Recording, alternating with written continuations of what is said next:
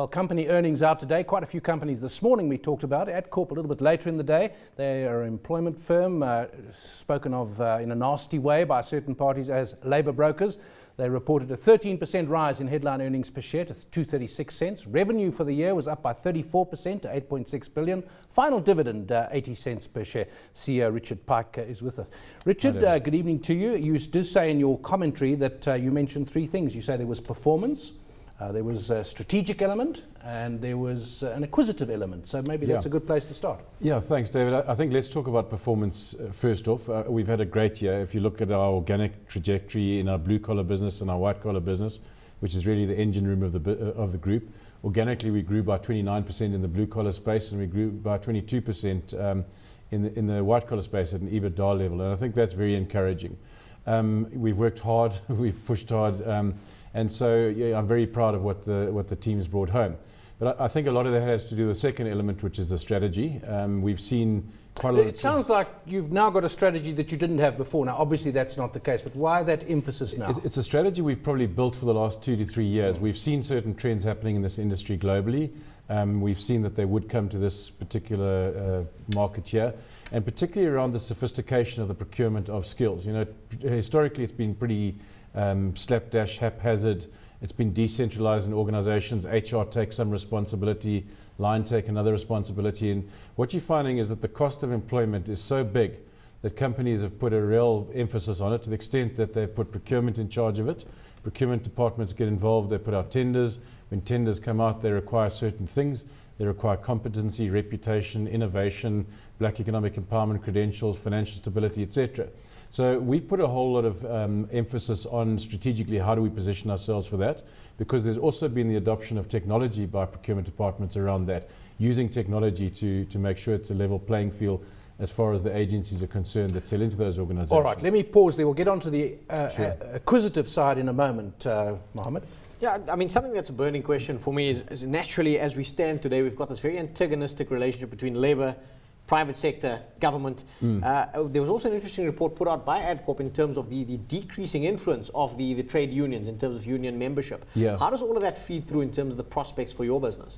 Well, it's quite interesting. I mean, ironically, the more uncertainty, the more complexity, the more threat of labour legislation, the more strikes, the more wage demands.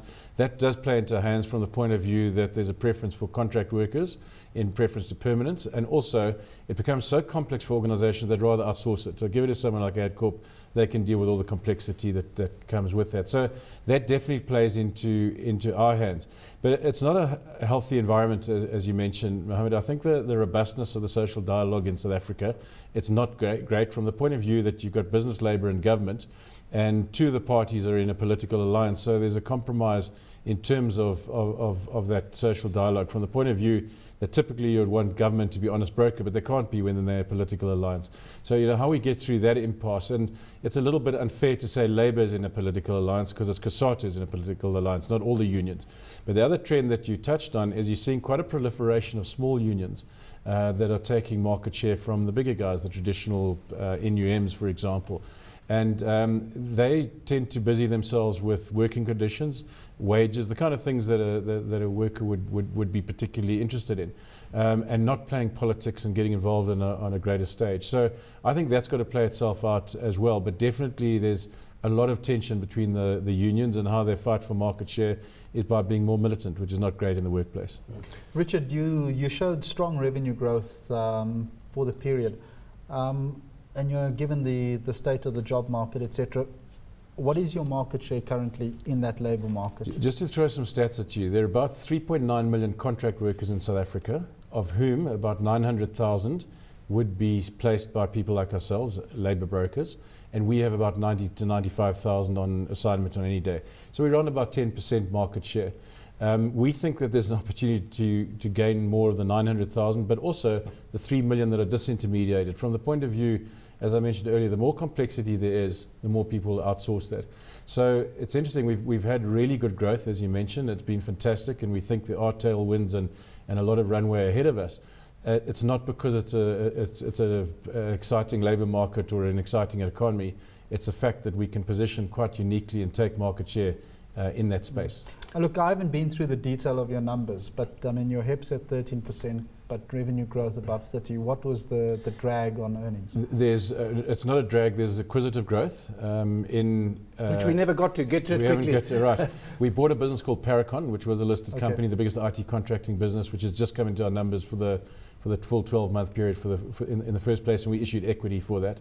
So, so if you look at organically, as I mentioned, we grew probably somewhere around about 20%, just north of 20%. On the tax line, though, we paid more tax because we gave less learnerships, which you get tax deductions for, and that's really through sort of administrative deficiencies in the CETA system.